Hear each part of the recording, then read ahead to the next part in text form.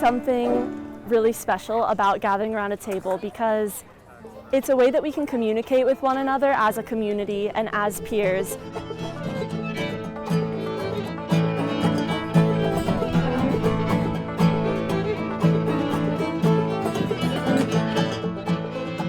My family does this weird thing. We didn't have a lot of money growing up, and my mom was always trying to figure out how to feed a bunch of people. And so, you know, beans is a common kind of thing, but we always ate spaghetti and fried potatoes, so we would have like this carbohydrate bonanza. I actually would say my favorite memory is making beet pasta with my two best friends over here. Every single time there's like a solstice or an equinox, we'll always come together and have a meal. When I was a kid, my grandma used to make her banana bread recipe, and it was just really fun to have me and all my cousins together. It brings back good memories and memories of community, bringing people together.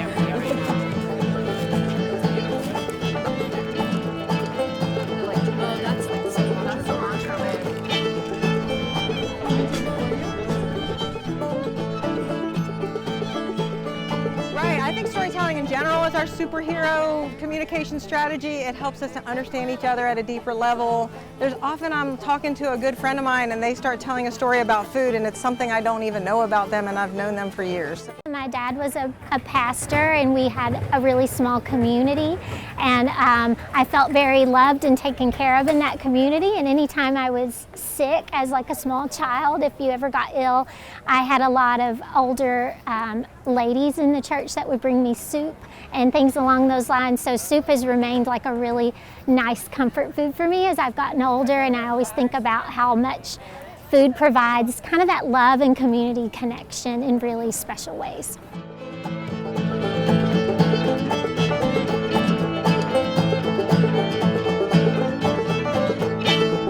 And this is the event that we decided to come together and host once a year to sort of heighten an awareness of the importance of an equitable, sustainable food systems. What I tend to think of when I think of food access and equity is everybody having the same access to healthy foods. I think it's really important to get the different groups around the table. We have students, we have faculty, we have community members who are working on food issues and sustainability issues, and really sharing conversations about their own experiences so that we can move forward and try and figure out how to be a more sustainable campus, but also consider food insecurity.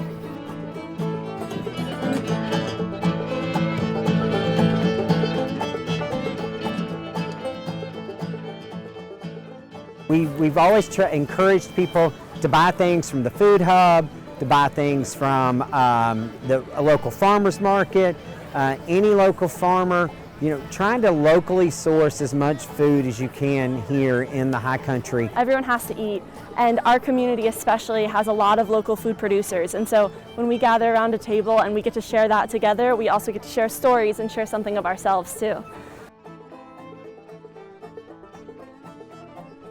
Reducing waste is really important for a number of reasons. There's the protection of natural resources, and there is certainly such a connection, our personal connection to sustainability, and ways that we can kind of learn better personal habits.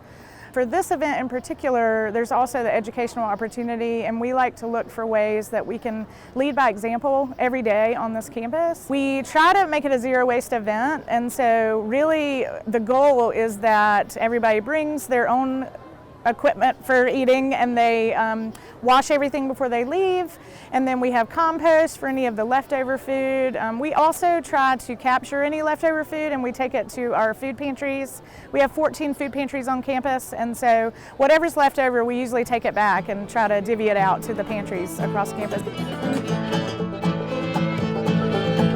Every year it's a little better than the year before. This is, I think, the most people we've ever had, so we're delighted. The weather was fantastic, of course. So I think it's really important for us to hold this event every year so we can continue to learn from each other and figure out new strategies for how to address food insecurity on our campus. And so if we can have this many people come out and really be intentional with their own personal consumption habits, and think about their impact, then we've done a great thing by doing education. One of the big things that people don't realize is that when we formed this university over 100 years ago in 1899, there was no way to bring anything in.